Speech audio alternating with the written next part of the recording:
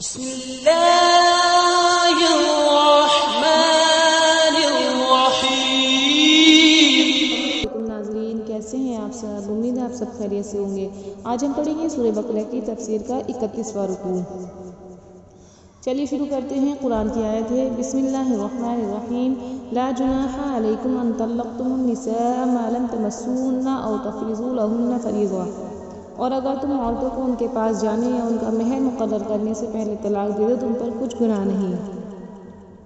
وَمَتِّعُوهُنَّ، ہاں ان کو دستور کے مطابق خرچہ ضرور دو۔ عَلَى الْمُوسِعِ قَدَرُهُ وَعَلَى الْمُقْتِرِ قَدَرُهُ مَتَاعًا بِالْمَعْرُوفِ حَقًّا عَلَى الْمُحْسِنِينَ، مقدور والا اپنے مقدور کے مطابق دے اور تنگ دست اپنی حیثیت کے مطابق، نیک لوگوں پر یہ ایک طرح کا حق ہے۔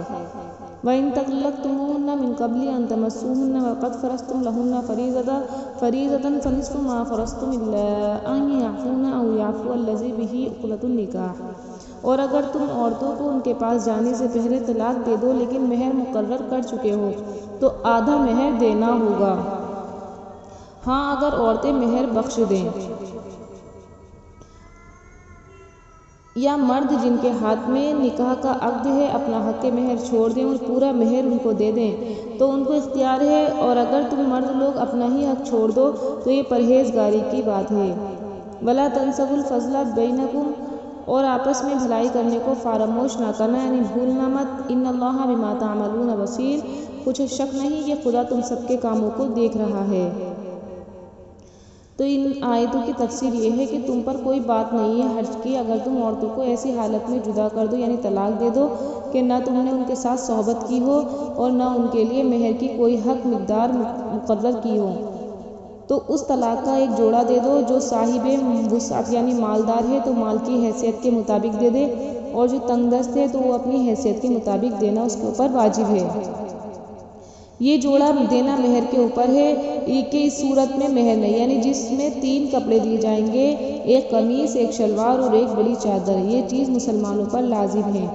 اس لیے کہ یہ جوڑا حق مہر کے قائم مقام ہے۔ اب اللہ تعالیٰ اس شخص کے بارے میں بیان کرتا ہے جو نکاح کے وقت اپنا مہر متعین کر دے، یعنی کہ اگر کوئی مہر مقرر کرنے سے پہلے طلاق دے دے تو اس کے اوپر ایک جوڑا دینا لازم ہے بیوی کو، یعنی ابھی مہر مقرر نہیں ہوا تھا لیکن طلاق دے دی بیوی کو تو اس پر ایک جوڑا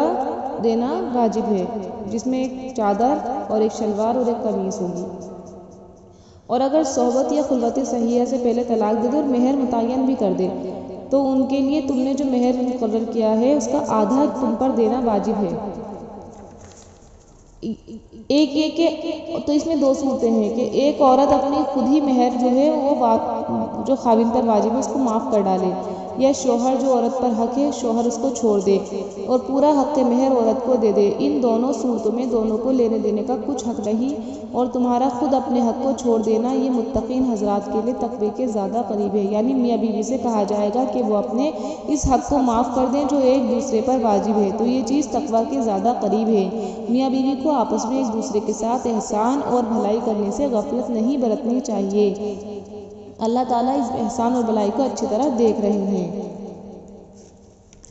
آگے والی آیت ہے حافظوا علی الصلوات والصلاۃ الوسطیٰ وقوموا للہ قانتین، اور مسلمانوں سب نمازیں خصوصاً بیچ کی نماز یعنی عصر کی نماز پورے التزام کے ساتھ ادا کرتے رہو اور خدا کے آگے ادب سے کھڑے رہا کرو۔ فَإِنْ خِفْتُمْ فَرِجَالًا أَوْ رُكْبَانًا، اور اگر تم خوف کی حالت میں ہو تو پیدل ہو یا سوار ہو، جس حال میں بھی ہو نماز پڑھ لو۔ وَقُومُوا لِلَّهِ قَانِتِينَ، اور اللہ کے سامنے اطمینان کے ساتھ کھڑے ہو جاؤ۔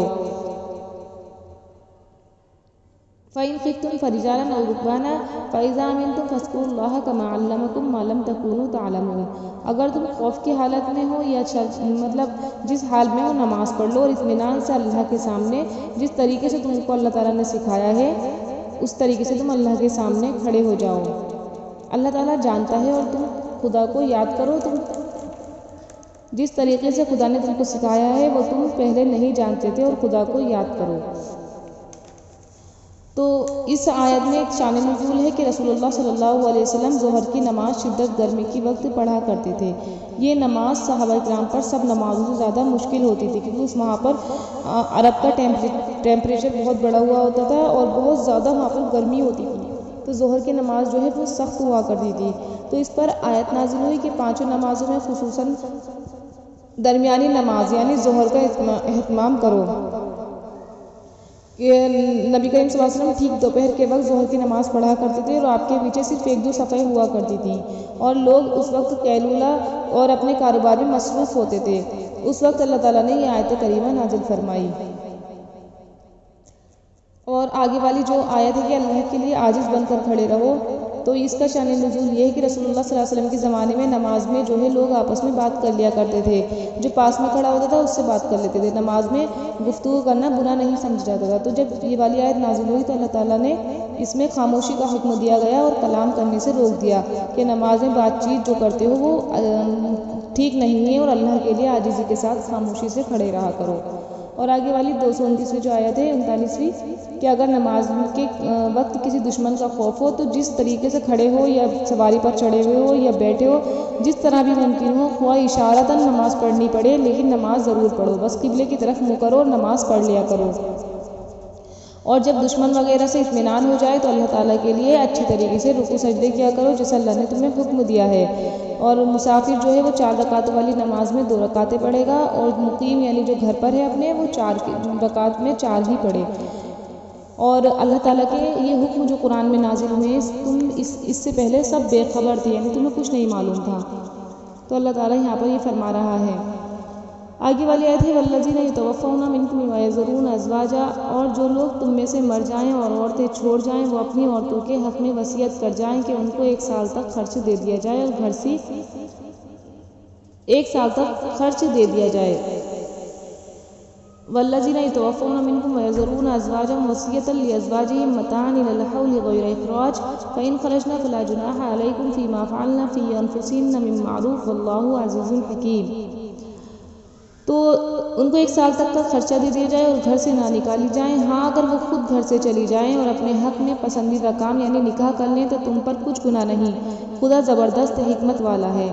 وَلِلْمُطَلَّقَاتِ مَتَاعٌ بِالْمَعْرُوفِ حَقًّا عَلَى الْمُتَّقِينَ، اور متعلقہ عورتوں کو بھی دستور کے مطابق نان و نفقہ دینا چاہیے، پرہیزگاروں پر یہ بھی حق ہے۔ كَذَلِكَ يُبَيِّنُ اللَّهُ لَكُمْ آيَاتِهِ لَعَلَّكُمْ تَعْقِلُونَ، اسی طرح اللہ تعالیٰ تم پر اپنے احکام بیان فرماتا ہے تاکہ تم سمجھو۔